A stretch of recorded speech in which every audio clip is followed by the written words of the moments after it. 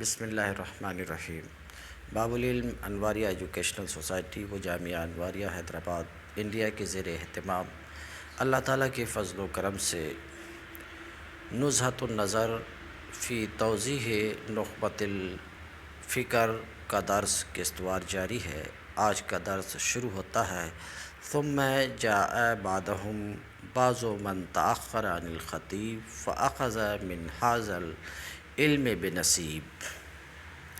پھر مذکورہ حضرات کے بعد، وہ حضرات جن کا اوپر میں ذکر ہوا، پھر مذکورہ حضرات کے بعد خطیب کے بعد کچھ ایسی شخصیتیں آئی، خطیب کے بعد کچھ ایسے لوگ آئے جنہوں نے اس علم سے یعنی اصول حدیث سے ایک بڑا حصہ لیا، یعنی خطیب کے بعد بھی اس علم کے کچھ بڑے عالم پیدا ہوئے۔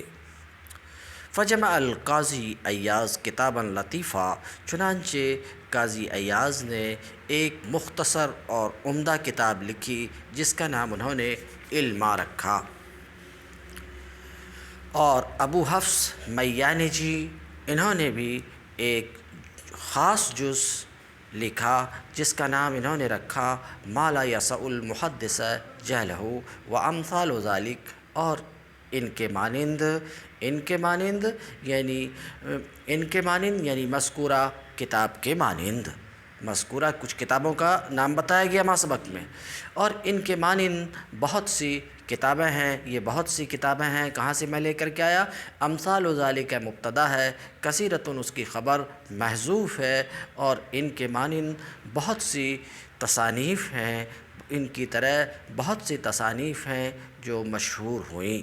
وبسطت، اور یہ مبسوط بنائی گئی، یعنی ان تصانیف کو پھیلایا گیا شرح کے ذریعے سے، حاشیہ کے ذریعے سے، تاکہ ان کا علم زیادہ ہو، اور مختصر بھی کی گئی تاکہ ان کا سمجھنا آسان ہو جائے، یہاں تک کہ حافظ فقیہ تقی الدین ابو عمرو عثمان بن صلاح عبد الرحمن شہرزوری کا دور آیا۔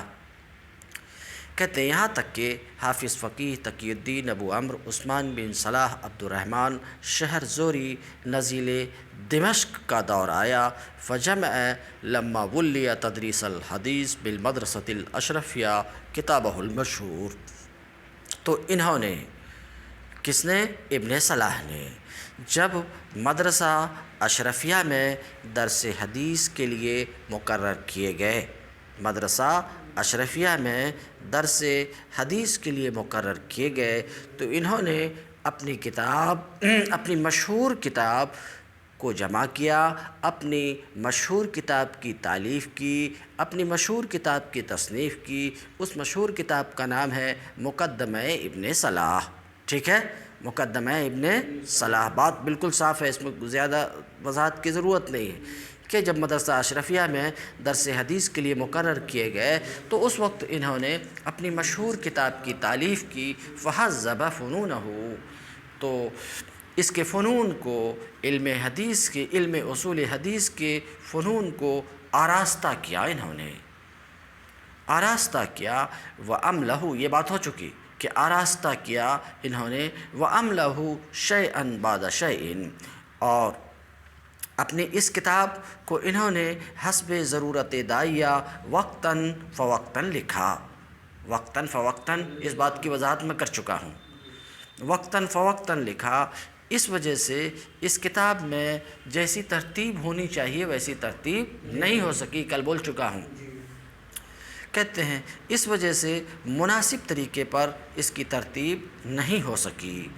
وَاعْتَنَىٰ بِتَصَانِيفِ الْخَطِيبِ الْمُتَفَرِّقَةِ، اور انہوں نے رخ کیا، توجہ کیا، متوجہ ہوئے، کون؟ ابن صلاح، متوجہ ہوئے ابن صلاح خطیب کی متفرق تصانیف کی طرف۔ خطیب وہی ہیں جس کا اوپر میں ذکر ہو چکا، جس کے بارے میں خود انہوں نے ایک صاحب کے حوالے سے کہا کہ فنون حدیث میں سے ہر فن میں انہوں نے، یہ تو ابن حجر اسقلانی ہی کا قول ہے کہ فنون حدیث میں سے ہر فن میں انہوں نے کتاب لکھی، سمجھ رہے کہ نہیں؟ اور ایک صاحب کا قول نقل کیا کے بعد کے جتنے محدثین ہیں سب ان کی کتاب پر اعتماد کرتے ہیں، یہ وہی خطیب ہیں۔ تو کیا کہتے ہیں؟ واتنا ابن صلاح نے توجہ کی خطیب کی متفرق تصانیف کے جمع کرنے کی طرف۔ یہ بات سمجھ میں آئی؟ تو انہوں نے توجہ کی کہ خطیب کی جو متفرق تصانیف ہیں ان کو کیا کریں؟ جمع کریں، اکٹھا کریں، اس بات کی طرف توجہ کی۔ سمجھ رہے کہ نہیں؟ کون؟ ابن صلاح۔ واتنا، اور انہوں نے اہتمام کیا خطیب کی متفرق تصانیف کو جمع کرنے کا۔ فجمع، تو انہوں نے ان کے متفرق مقاصد کو بیکجا کیا۔ سمجھ رہے ہیں؟ بیکجا کیا۔ وضم الیہا، جمع کیا۔ سمجھ رہے ہیں؟ وضم الیہا من غیرہا نخب فوائدہا، تو خطیب کے متفرق فوائد، مقاصد جو ان کی مختلف کتابوں میں تھی ان کو انہوں نے کیا کیا؟ بیکجا کیا، اکٹھا کیا۔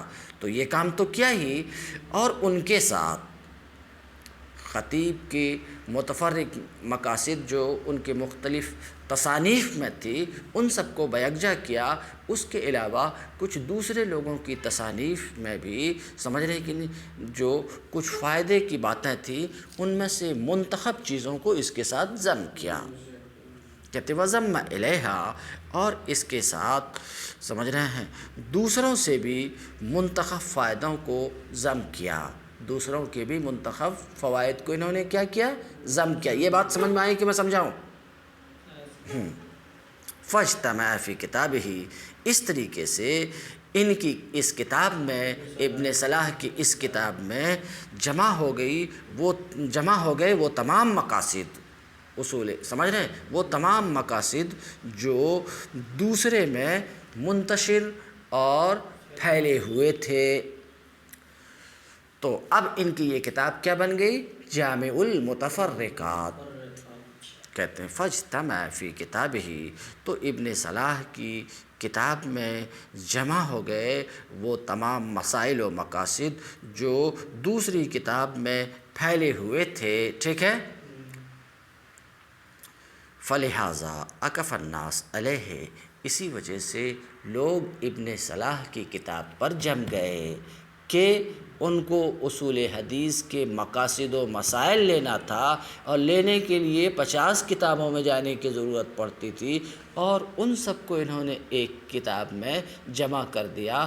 تو ظاہر سی بات ہے وہ دکان جہاں ایک ہی دکان میں سارا سامان ملتا، آدمی وہیں جائے گا، نہ یہ کہ 50 دکان میں پھر کر کے اپنی ضرورت کا سامان لے گا۔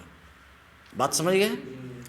اسی وجہ سے لوگ ابن صلاح کی کتاب پر جم گئے، وساروا لسیرہ، اور ان کے مسلک پر چلے، وساروا لسیرہ، اور ان کے مسلک پر چلے، ان کے مسلک پر چلے۔ فلا یحصیٰ، تو بے شمار لوگوں، لفظی ترجمہ تو یہ کہ شمار نہیں کیا جا سکتا ہے، یعنی بہت سے لوگوں نے، تو شمار نہیں کیا جا سکتا ہے، بے شمار لوگوں نے ان کی اس کتاب کی خدمت کا شرف حاصل کیا، اس طور پر کہ کتنے ہی لوگ، اب یہ ہر لفظ کا لفظی ترجمہ نہیں کر سکتا میں، تو بے شمار لوگوں نے ان کی اس کتاب کی خدمت کا شرف حاصل کیا۔ کم ناظمین، بہت سے لوگوں نے منظوم کیا، بہت سے لوگوں نے کیا کیا؟ منظوم کیا، اور بہت سے لوگوں نے ان کی کتاب کا اختصار کیا، اختصار کل بتا چکا ہوں، اور بہت سے لوگوں نے اس پر ضمیمہ لکھا، اور بہت سے لوگوں نے اختصار کیا، اور بہت سے لوگوں نے سمجھ رہے ہیں اعتراض کیا، اور بہت سے لوگوں نے جواب دیا۔ فسألنی بعض الاخوان ان الخص لهم المهم من ذلك، ایسے عالم میں جب کہ ابن صلاح کی یہ کتاب بڑی مقبول ہوئی، بڑی مشہور ہوئی، اور لوگ اس کتاب کی خدمت میں لگ گئے، کوئی سوال کر کے، کوئی جواب دے کر کے، کوئی شرح لکھ کر کے، کوئی حاشیہ چڑھا کر کے، کوئی نظم کر کے، جب یہ حال تھا تو مجھ سے بھی میرے کچھ بھائیوں نے گزارش کی، بھائی کا مطلب سگا بھائی نہیں، اسلامی بھائی، فسألنی بعض الاخوان، تو کچھ بھائیوں نے مجھ سے بھی گزارش کی، سأل درخواست کی، گزارش کی، تو کچھ بھائیوں نے مجھ سے بھی گزارش کی کہ ان بھائیوں کے لیے کیا کروں میں؟ المہم من ذالک، ابن صلاح کی کتاب میں جو مقاصد مذکور ہیں ان کا میں خلاصہ کر دوں۔ بات سمجھ میں آئی؟ تو کچھ بھائیوں نے مجھ سے کیا گزارش کی کہ ابن صلاح کی کتاب میں جو مقاصد ہیں ان کا میں خلاصہ کر دوں ان کے لیے۔ کون کہہ رہا ہے کہ میرے بھائی نے مجھ سے درخواست کی؟ ابھی اللہ اللہ اللہ اللہ، ساری کہانی گزر گئی۔ اب سن، وہ بات تو ہو گئی، ابھی میں بولا کہ ابن صلاح کی کتاب کا حال یہ تھا کہ لوگ اس کی کتاب کے دیوانے ہو گئے، کسی نے شرح لکھا، کسی نے حاشیہ لکھا، کسی نے سوال کیا، کسی نے جواب دیا، بات سمجھ رہے ہیں، کسی نے ان کی کتاب کو منظوم کیا، نظم کی شکل میں پیش کیا، تو لوگ ان کی کتاب کی خدمت میں لگ گئے، سمجھ رہے ہیں۔ تو اس وقت جب کہ لوگ ان کی کتاب کی خدمت میں لگے ہوئے تھے، سمجھ رہے ہیں کہ نہیں، کہ کوئی شرح لکھ رہے ہیں، مثلا کوئی شرح لکھ رہے ہیں، کوئی حاشیہ لکھ رہے ہیں، کوئی ضمیمہ لکھ رہے ہیں، ایسے عالم میں میرے کچھ بھائیوں نے مجھ سے گزارش کی، ابن حجر عسقلانی کہتے ہیں، سمجھ رہے، یہیں سے تم سمجھ لو اس کتاب کے لکھے جانے کی وجہ بھی بتا رہے ہیں کہ میں نخبۃ الفکر کیوں لکھا، سمجھ رہے ہیں کہ نہیں۔ نخبۃ الفکر پہلی کتاب ہے ان کی متن، میں نخبۃ الفکر کیوں لکھا یہ وجہ یہاں سے معلوم ہوگی۔ پھر نخبۃ الفکر کی شرح میں کیوں لکھا یہ بات بتانا چاہ رہے ہیں۔ اب جو گفتگو آ رہی ہے اس کا مطلب یہی ہے کہ نخبۃ الفکر کیوں کر وجود میں آئی، پھر اس کی شرح نزہۃ النظر کیوں کر وجود میں آئی، تو بتاتے ہیں اس طریقے سے کہ جب حال یہ تھا کہ لوگ دیوانے بنے ہوئے تھے ابن صلاح کی کتاب کے، تو کچھ لوگوں نے مجھ سے بھی کہا کہ وہ باتیں جو ابن صلاح کی کتاب میں ہے ذرا ان کا خلاصہ آپ ہمارے لیے کر دیجئے۔ تو جب یہ گزارش کی تو ان کی گزارش کی تکمیل میں لگ گیا۔ اس کا نتیجہ یہ ہوا کہ نخبۃ الفکر تیار ہو گئی، بات سمجھ رہے ہیں۔ پھر جب خلاصہ کیا اور وہ خلاصہ کیا تو شارٹ ہو گئی، اب شارٹ ہو گئی تو پھر سمجھنے میں دقت ہوئی، تو پھر انہوں نے مجھ سے گزارش کی کہ ذرا اس کی شرح بھی کر دیجیے، تو پھر میں اس کی شرح کیا، تو پھر اب تیار ہو گئی نزہۃ النظر۔ بات سمجھ گئے؟ بس اتنی سی بات ہے۔ فسألنی بعض الاخوان، تو ایسے عالم میں میرے بعض بھائیوں نے مجھ سے گزارش کی۔ یہ کون بول رہے ہیں؟ ابن حجر عسقلانی بول رہے ہیں۔ بھائی کا مطلب سمجھ گئے؟ اسلامی بھائی۔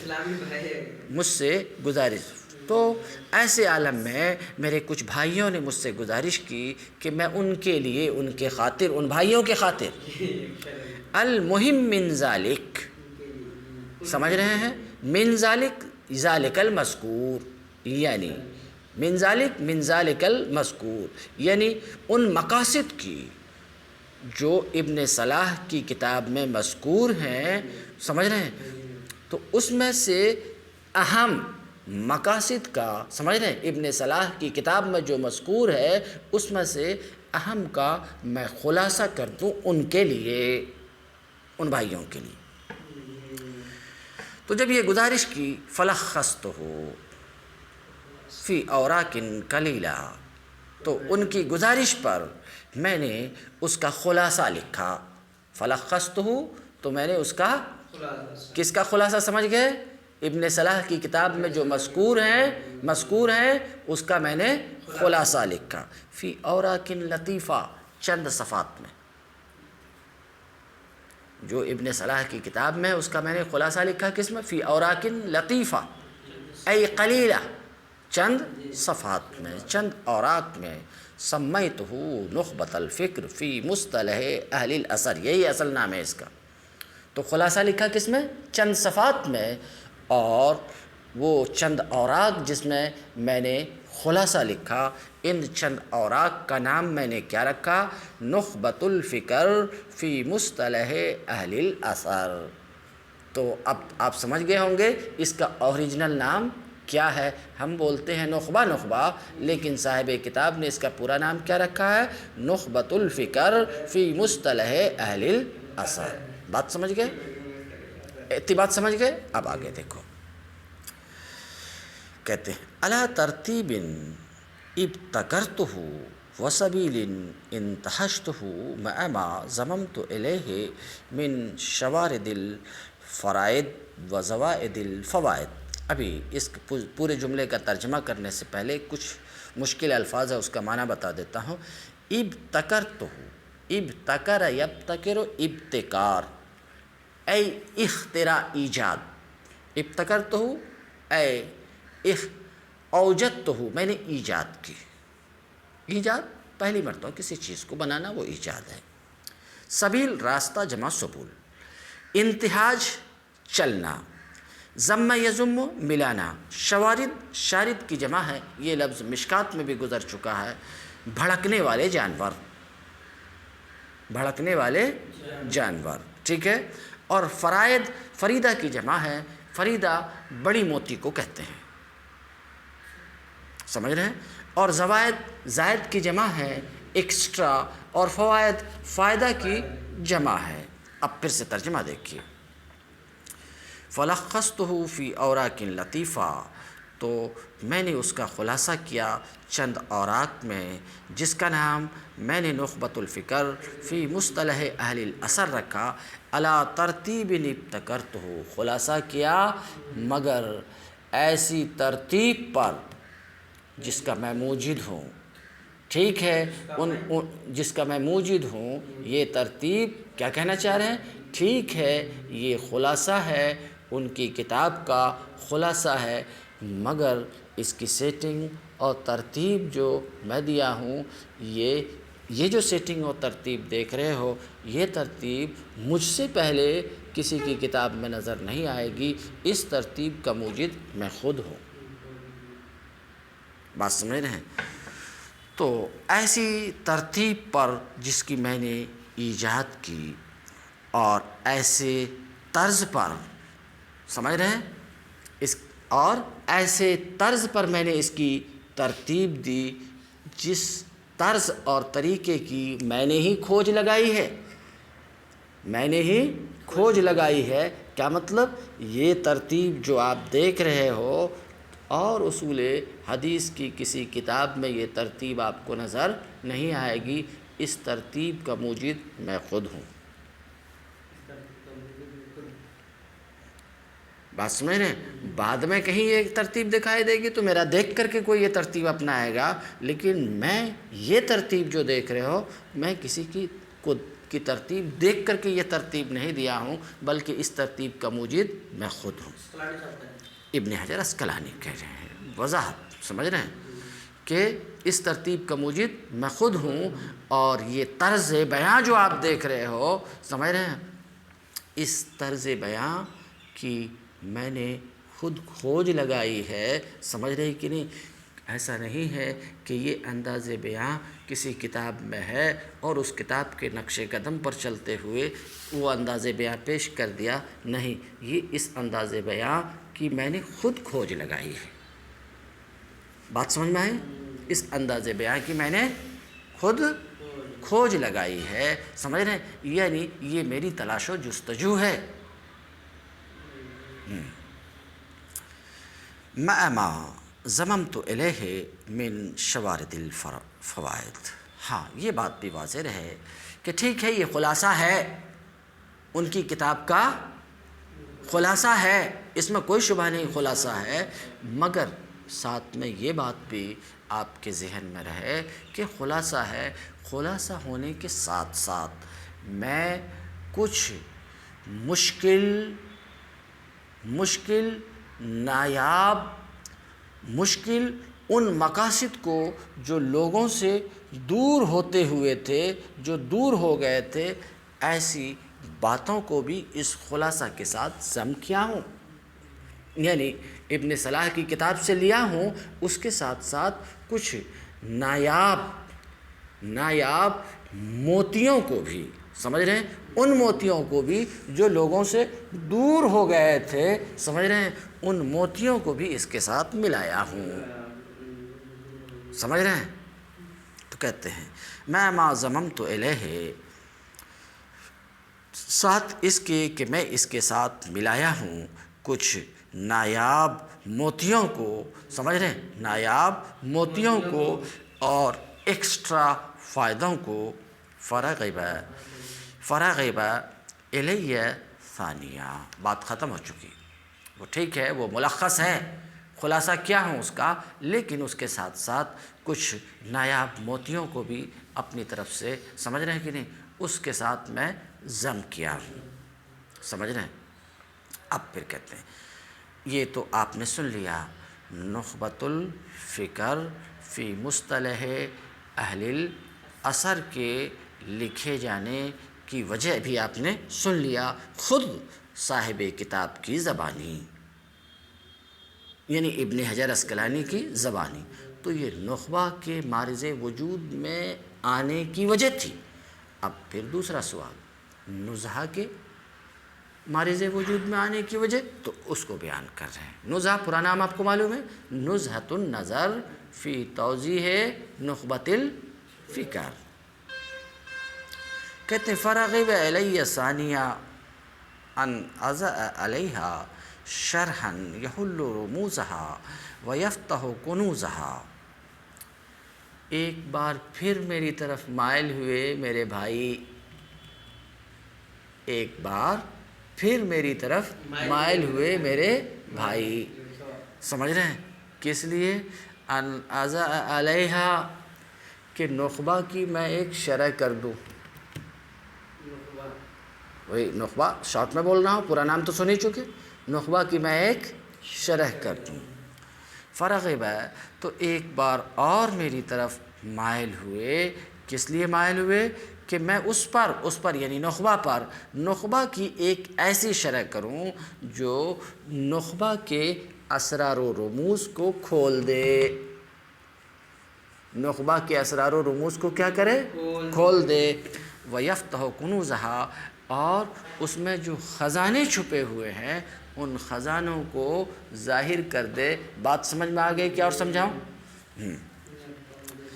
تو ایک بار اور میری طرف مائل ہوئے کہ میں اس کی ایک ایسی شرح کروں جو اس کے رموز کو کھول دے، حل کرے اور اس کے خزانوں کو کھول دے، وَيُوضِحُ مَا خَفِيَ عَلَى الْمُبْتَدِي مِنْ ذَلِكَ، اور وہ رموز و کنوز جو نخبہ میں مذکور ہیں، بات سمجھ رہے ہیں، اس میں سے جو مبتدی پر مخفی ہیں اس کی میں وضاحت کر دوں، سمجھ رہے ہیں، یہ کہہ کر کے میری طرف ایک بار پھر مائل ہوئے میرے بعض بھائی، بات سمجھ میں آ گئی۔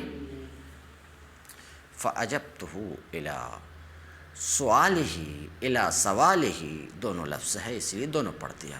فَأَجَبْتُهُ إِلَىٰ سَوَالِهِ، تو میں نے ان کی گزارش کو قبول کیا، میں ان کی گزارش کو، بعض بھائی کی گزارش کو کیا کیا، قبول کیا۔ کیا گزارش کی، دوبارہ ایک شرح لکھ دیجئے، تو فَأَجَبْتُهُ إِلَىٰ سُؤَالِهِ، تو میں ان کی گزارش کو کیا کیا، قبول کیا۔ اب میں کیوں قبول کیا، رجاء الاندراج فی تلک المسالک، میں ان کی گزارش کو قبول کیا اس امید پر، رجا اس امید پر، اس توقع کے ساتھ کہ اس راستے کے مسافرین میں بھی شامل ہو جاؤں، اس فن کے خادموں میں میرا نام بھی شامل ہو جائے، اس وجہ سے میں نے ان کی درخواست کو قبول کیا۔ بات سمجھ میں آ گئی۔ فَأَجَبْتُهُ إِلَىٰ سُؤَالِهِ، تو میں نے ان بھائیوں کی گزارش کو قبول کیا، اس توقع کے ساتھ، اس امید پر کہ ان مسالک میں بھی داخل ہو جاؤں، ان مسالک میں داخل ہو جاؤں، یعنی اصول حدیث کے خدام کی فہرست میں میرا نام بھی شامل ہو جائے۔ سمجھ گئے؟ جی تو آپ سن لیے کہ نزہۃ النظر کے معرض وجود میں آنے کی وجہ کیا ہے، نخبہ لکھا تو پھر وہی بھائیوں نے پھر گزارش کی کہ ذرا شرح بھی کر دیجئے، چنانچہ میں یہ کام کا بار اٹھا لیا، اس کام کا بار بھی اٹھا لیا، اس توقع پر کہ اس فن کے خادموں میں میرا نام بھی شامل ہو جائے۔ ٹھیک ہے؟ اب اس شرح میں کیا ہوں، بس 2 سطر ہے، اور اس شرح میں کیا کام کیا ہوں تو دیکھیے، بات سمجھ میں آ رہی ہے؟ اس شرح میں 2 باتوں کی کوشش کیا ہوں، کیا کہتے ہیں؟ اس شرح کے اندر سمجھ رہے ہیں، میں بس یہ 2 جملہ ہے، اس شرح میں 2 باتوں کی میں نے کوشش کی ہے، 2 باتوں کی۔ اولاً توضیح مطالب کی توضیح کی میں نے، جو مطالب ہیں، جو مقاصد ہیں، اس کی توضیح کی ہے، اور عبارت کی توجیح کی ہے، اور اشارات کو ظاہر کرنے کی کوشش کی ہے۔ جو مطالب ہیں اس کو واضح کرنے کی کوشش کیا ہے، عبارت کی توجیح کی ہے، عبارت کی توجیح کی یعنی جو شکوک و شبہات اور سوالات پیدا ہو سکتے ہیں ان سوالات کا جواب دیا ہے، جو ہو سکتے ہیں، سمجھ رہے ہیں، سوالات کا جواب دیا۔ تو بس یہی ہے کہ مطالب کی میں نے توجیح کی ہے، توضیح کی ہے، اور عبارت کی توجیح کی ہے، اور اشارات کو ظاہر کرنے کی کوشش کی۔ ایک بات یہ۔ دوسری بات شرح کو متن کے ساتھ اس طرح میں پیوست کر دیا کہ دونوں مل کے گویا ایک کتاب بن گئی ہے۔ تو متن بھی میرا، شرح بھی میری، ذرا بات سمجھو، تو شرح کو متن کے ساتھ اس طرح مکس میں کر دیا کہ دونوں مل کر کے ایک بسیط کتاب ہو۔ بات سمجھ رہے ہیں؟ بس اتنے ہی کام کیا، دوسرا کیا بھی نہیں، ایسا انہوں کہتے ہیں۔ ہاں، فبالغت فی شرحہا، تو فی الایضاح والتوضیح، فبالغت فی شرحہا، تو نخبہ کی اس شرح میں، ہاں کی ضمیر نخبہ کی طرف پلٹ رہی ہے، نخبہ کی اس شرح میں سمجھ رہے ہیں میں نے ایضاح اور توضیح ابھی بتا چکا ہوں۔ ایضاح کا مطلب بتا چکا ہوں، مطالب کی توضیح، تشریح، مطالب کی تشریح، اور توجیح کا مطلب بتا چکا ہوں، عبارت کی توجیح، سمجھ رہے ہیں۔ تو نخبہ کی اس شرح میں نے توضیح مطالب اور توجیح عبارت کی اس طرح سے توجیح کہ شکوک و شبہات ختم ہو جائے، اس بات کی میں نے کوشش کی ہے۔ فبالغت، تو سمجھ رہے ہیں۔ ونبہت، ایک بات ہو گئی، دوسری بات ونبہت، یہ پہلی بات ہے، ونبہت علی خبایا زوایاہا، خبایا خبیہ کی جمع ہے، خبیہ معنی چھپی ہوئی، مخفی، اور میں نے اس کے مخفی گوشوں پر، پوشیدہ گوشوں پر متنبہ کیا ہے، سمجھ رہے ہیں، مخفی گوشوں پر کیا کیا ہے، متنبہ کیا ہے، سمجھ رہے ہیں کہ اس میں کیا کیا گوشے چھپے ہوئے ہیں، نخبہ میں کیا کیا گوشے چھپے ہوئے ہیں، اس سے میں نے آپ کو باخبر کیا ہے، اس سے میں باخبر کیا ہے۔ کیوں؟ لأن صاحب البیت ادری بما فیہ، اس لیے کہ گھر والا بہتر جانتا ہے کہ گھر کے اندر کیا ہے۔ فظہر لی ان ایرادہ علی صورت البسط، تو مجھ پر ظاہر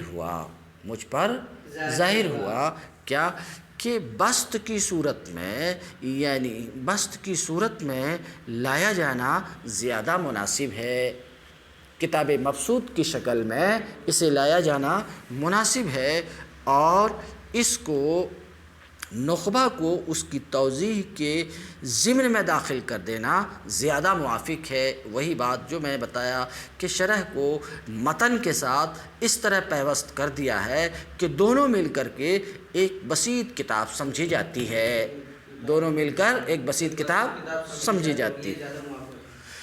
فَسَلَكْتُ هَذِهِ الطَّرِيقَ طَرِيقَةَ الْقَلِيلَةِ السَّالِكِ، چنانچہ میں اس راستے پر چلا۔ ابھی کون سے راستے پر چلا کہ دونوں کو مکس کر کے ایک مبسوط کتاب بنا دیا ہے۔ کہتے ہیں میں اس راستے پر چلا جس راستے پر کہ کم لوگ ہی چلتے ہیں،